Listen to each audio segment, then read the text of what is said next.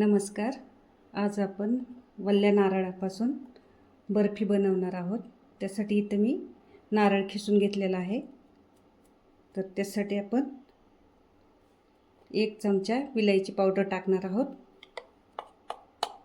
साखर मिक्स करून घेतलेली आहे, 1 चमचा टाकून घ्यायची आहे. इथे आपण 2 वल्ले नारळ खिसून घेतलेले आहेत. आता आपण हे खोबऱ्याचे नारळ खिसलेला आहे त्याचा निम्मा भाग करणार आहोत, निम्मा असा.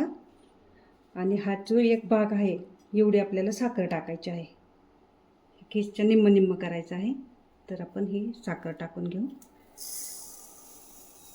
हे पहा, अशा पद्धतीने एवढी साखर टाकून घ्यायची आणि हे सगळं मिक्स करून घ्यायचं सर्व.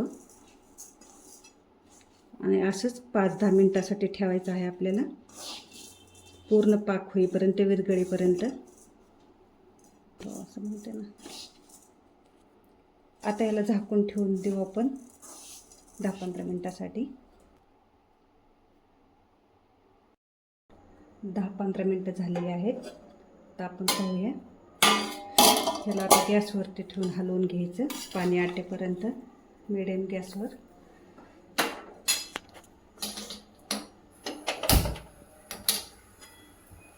छान हलवून घेऊया.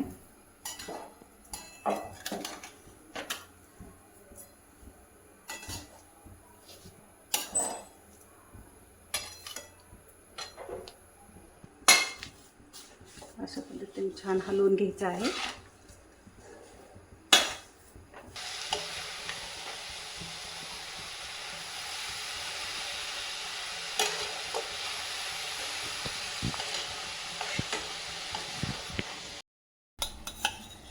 पाच ते 10 मिनिटं झाल्यानंतर आपल्या ह्याला 1 चमचा तूप टाकून घ्यायचं आहे. या पद्धतीने तूप टाकून घ्यायचं आहे. म्हणजे छान हलवायचं.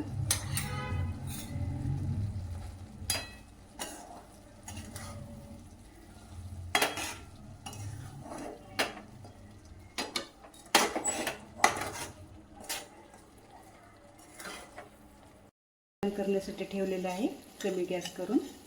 याच्यात आपल्याला काजू बदाम थोडेसे भाजून घ्यायचे तूप टाकून. आणि ते तूप टाकून घेऊ. जे काजू बदाम आहेत ते टाकून घ्यायचे आहेत. त्याला छान भाजून घ्यायचं गुलाबी कलर येईपर्यंत.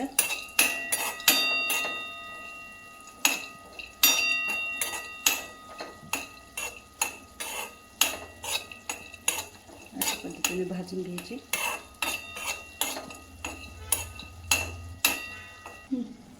आपले काजू बदाम तळून झालेले आहेत.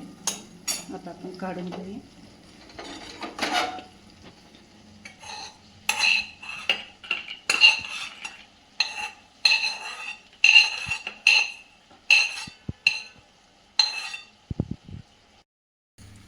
हे पहा, अशा पद्धतीने आपल्याला परतून घ्यायचं आहे सर्व.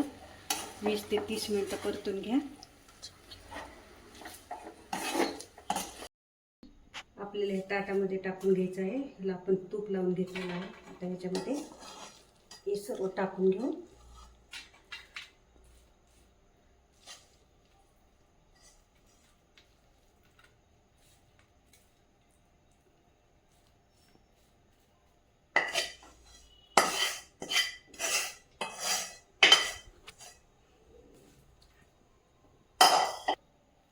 अशा पद्धतीने आपल्याला हे सर्व पसरून घ्यायचं आहे.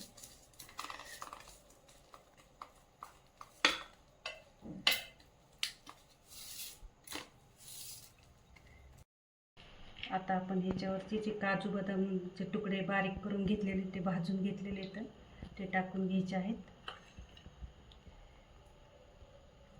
अशा पद्धतीने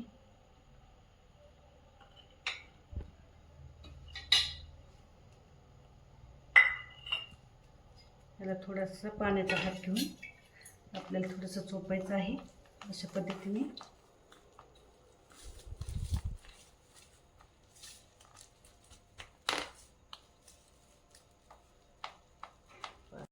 आपण ह्याला कापून घेऊया.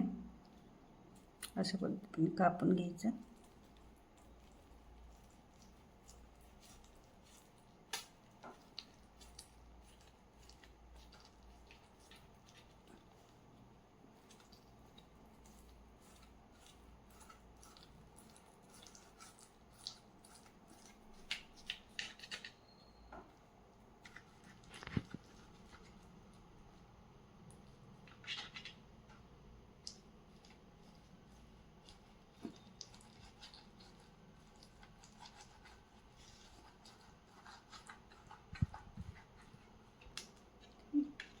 थोडंसं सुकल्यानंतर अशा पद्धतीने आपल्याला वड्या पाडून घ्यायच्या आहेत.